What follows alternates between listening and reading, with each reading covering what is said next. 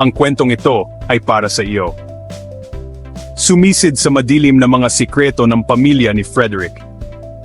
Si Frederick, ipinanganak sa isang mayaman ngunit mapaglihim na pamilya, ay nakilala ang mahiwagang si Vernie sa Balaoro.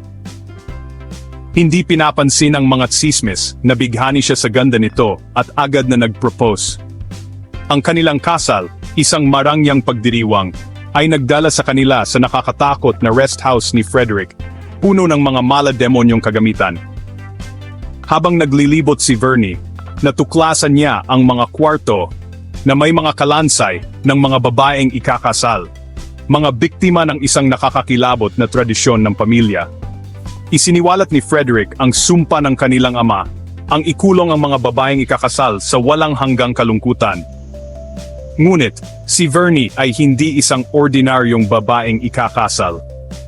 Taglay ang isang nakatagong dagger at matatag na loob, lumaban siya, sinilaban ang rest house. Hinabol sa kakahuyan, inambush ng tribo ni Vernie ang mga humahabol sa kanya. Ang pag-ibig ni Frederick kay Vernie ay sumalungat sa katapatan sa pamilya. Sa huli, pinatawad ni Vernie si Frederick, pinili ang pag-ibig kaysa sa paghihiganti.